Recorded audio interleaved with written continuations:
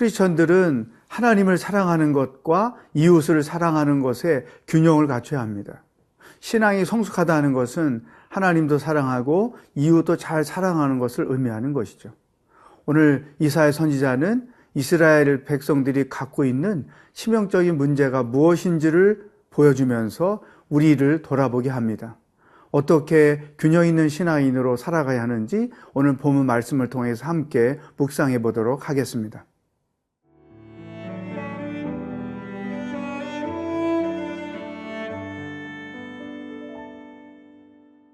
이사야 59장 9절에서 21절 말씀입니다. 그러므로 정의가 우리에게서 멀고 공의가 우리에게 미치지 못한즉 우리가 빛을 바라나 어둠뿐이요 밝은 것을 바라나 캄캄한 가운데 행함으로 우리가 맹인같이 담을 더듬으며 눈 없는 자같이 두루 더듬으며 낮에도 황혼때같이 넘어지니 우리는 강장한 자 중에서도 죽은 자 같은지라. 우리가 곰같이 부르짖으며 비둘기같이 슬피 울며 정의를 바라나 없고 구원을 바라나 우리에게서 멀도다.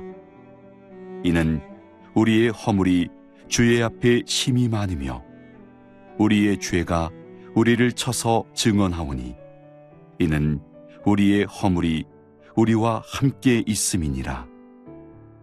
우리의 죄악을 우리가 아나이다. 우리가 여호와를 배반하고 속였으며 우리 하나님을 따르는 데에서 돌이켜 포학과 패역을 말하며 거짓말을 마음에 잉태하여 낳으니 정의가 뒤로 물리침이 되고 공의가 멀리 섰으며 성실이 거리에 엎드러지고 정직이 나타나지 못하는도다. 성실이 없어지므로 악을 떠나는 자가 탈취를 당하는도다. 여호와께서 이를 살피시고 그 정의가 없는 것을 기뻐하지 아니하시고 사람이 없음을 보시며 중재자가 없음을 이상히 여기셨으므로 자기 팔로 스스로 구원을 베푸시며 자기의 공의를 스스로 의지하사 공의를 갑옷으로 삼으시며 구원을 자기의 머리에 써서 투구로 삼으시며 보복을 속옷으로 삼으시며 열심을 입어 겉옷으로 삼으시고 그들의 행위대로 갚으시되 그 원수에게 분노하시며 그 원수에게 보응하시며 섬들에게 보복하실 것이라. 서쪽에서 여호와의 이름을 두려워하겠고 해 돋는 쪽에서 그의 영광을 두려워할 것은 여호와께서 그 기운에 몰려 급히 흐르는 강물같이 오실 것이미로다. 여호와의 말씀이니라. 구속자가 시온에 임하며 야곱의 자손 가운데에서 죄가를 떠나는 자에게 임하리라. 여호와께서 이르시되 내가 그들과 세운 나의 언약이 이러하니 곧 내 위에 있는 나의 영과 내 입에 둔 나의 말이 이제부터 영원하도록 내 입에서와 내 후손의 입에서와 내 후손의 후손의 입에서 떠나지 아니하리라 하시니라. 여호와의 말씀이니라. 이스라엘 백성들은 하나님과의 관계 그리고 이웃과의 관계의 균형을 완전히 깨트려서 살았습니다. 이사야 선지자가 그것을 이렇게 지적하고 있습니다. 9절 말씀. 그러므로 정의가 우리에게서 멀고 공의가 우리에게 미치지 못한즉 우리가 빛을 바라나 어둠뿐이요 밝은 것을 바라나 캄캄한 가운데 행함으로. 또 14, 15절에 이렇게 말합니다. 정의가 뒤로 물리침이 되고 공의가 멀리 섰으며 성실이 거리에 엎드러지고 정직이 나타나지 못하는도다. 성실이 없어짐으로 악을 떠나는 자가 탈취를 당하는도다. 여호와께서 이를 살피시고 그 정의가 없음을 기뻐하지 아니하시고. 그러니까 이스라엘 백성들이 공의와 정의를 잃어버렸다는 것이죠. 이것은 하나님과의 관계가 깨어지고 사람과의 관계가 깨어졌다는 것을 의미하는 것입니다. 공의라고 하는 것은 하나님과의 온전한 관계를 말하고, 정의라고 하는 것은 타인과의 온전한 관계를 말하는 것입니다. 하나님과의 온전한 관계는 공의를 통해서 실현이 되는데, 이것은 하나님을 절대로 신뢰하고 하나님의 말씀대로 순종하는 것이죠. 그럴 때 하나님과의 관계가 온전해지고 공의가 세워지는 것입니다. 또 정의는 사람과의 관계가 온전해지는 것이죠. 어떻게 할 때 정의가 세워질까요? 사람을 사랑하고 사람을 용서하는 것이죠. 근데 이스라엘 백성들은 이 두 가지가 다 무너졌다는 거예요. 여러분, 사람이 하나님과의 관계가 무너지면 사람과의 관계가 무너지게 돼 있어요. 이게 이스라엘 백성들의 심각성인 거예요. 신앙적이지도 않고 윤리적이지도 못한 것이죠. 처음에 아담과 하와가 죄를 범함으로 하나님 관계가 무너졌잖아요. 그래서 모든 인간이 죄인이 되고 그 죄값으로 죽게 되었죠. 하나님과의 관계가 무너지니까 사람과의 관계가 무너져요. 아담 부부가 관계가 깨어지잖아요. 또 가인과 아벨 형제의 관계가 깨어지잖아요. 이게 가장 최악의 상황인데, 지금 이사야 선지자를 통해서 이스라엘 백성들이 가지고 있는 심각한 문제를 지적해주고 있는 것이죠. 십자가는 하나님과 우리와의 관계, 그리고 나와 이웃과의 관계가 온전해져야 한다는 것을 상징해주고 있습니다. 다시 말하면 수직적으로 하나님과 우리 관계가 온전해져서 사랑의 관계가 되고, 수평적으로 나와 다른 사람들과의 관계가 온전해져서 사랑의 관계가 되고, 이것이 균형을 갖출 때 건강한 크리스찬인 것입니다. 하나님과의 좋은 관계로 믿음 생활은 열심히 하는데 어디를 가나 사랑과 관계를 못해서 늘 상처를 준다. 그러면 그 사람은 문제가 있는 거예요. 정말로 하나님과 사랑의 관계에 있으면 다른 사람과의 관계도 사랑의 관계에 있게 돼 있어요. 왜냐하면 그 사랑의 힘이 우리를 그렇게 만드는 것이죠.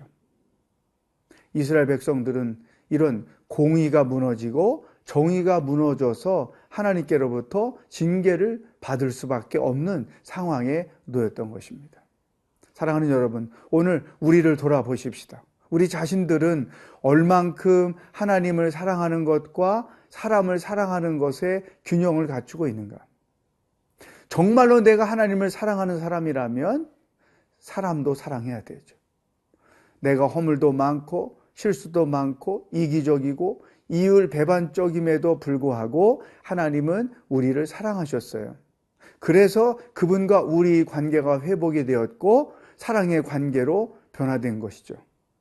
내가 그렇게 하나님께로부터 사랑을 덧입은 자라고 한다면 나에게 이율배반적이고 이기적이고 얄밉게 보이고 마음에 들지 않는 사람이라 할지라도 그 사람을 품어줄 수 있고 불쌍히 여겨줄 수 있고 사랑할 수 있는 관계로 만들어 가야 되는 거죠. 이런 균형이 갖춰져야 그게 성숙한 신앙인이고 건강한 신앙인 것입니다. 자, 오늘 우리 자신을 한번 돌아보십시다. 나는 하나님을 사랑하는 것과 이웃을 사랑하는 것에 균형을 갖추고 있는가? 아니면 불균형 가운데 있는가? 우리 자신을 돌아보고 하나님의 말씀 앞에 더 가까이 나가는 하루가 될 수 있기를 축복합니다.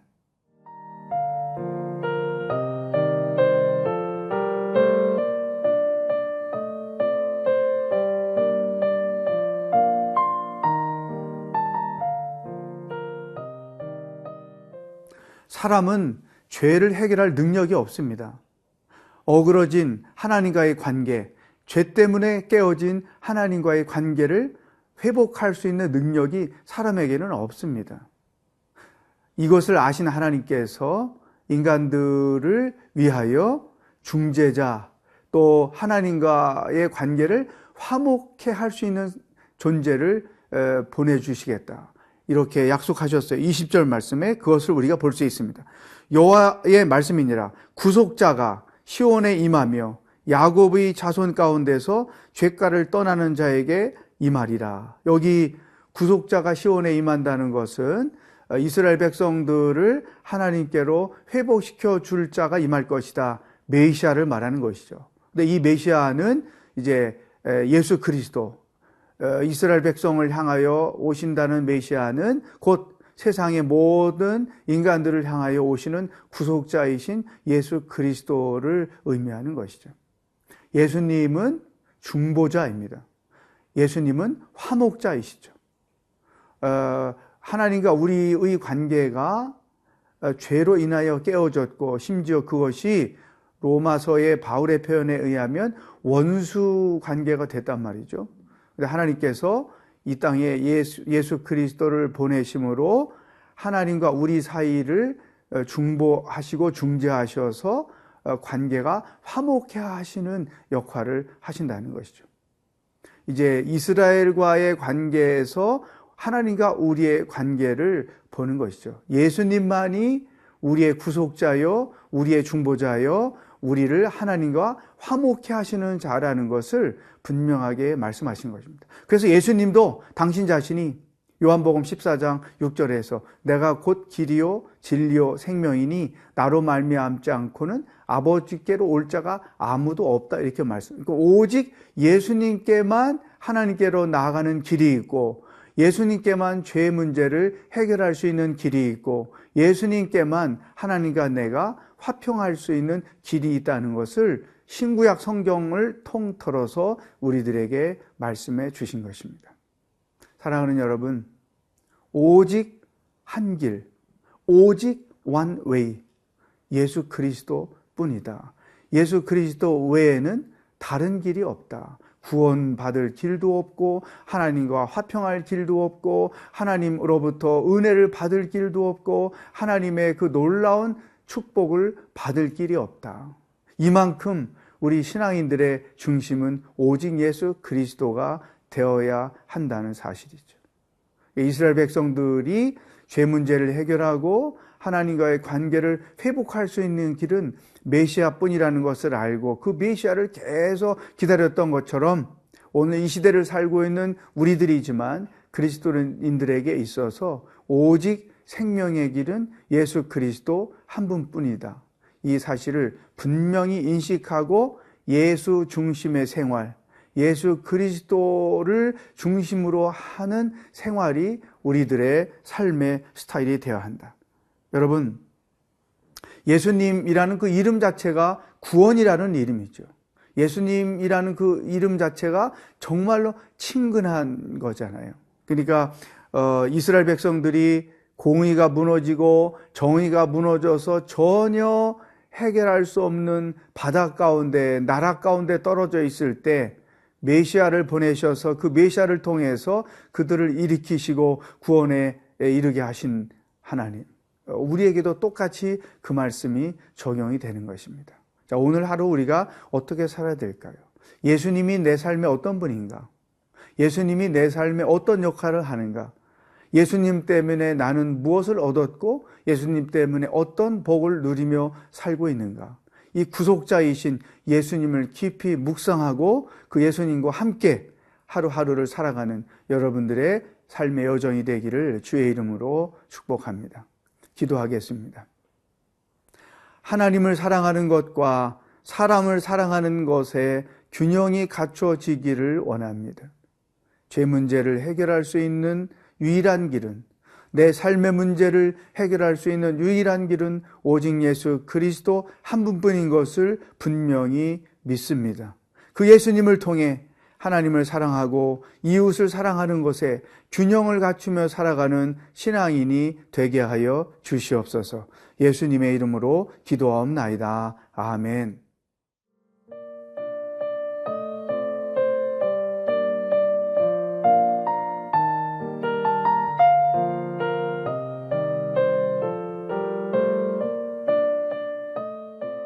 이 프로그램은 시청자 여러분의 소중한 후원으로 제작됩니다.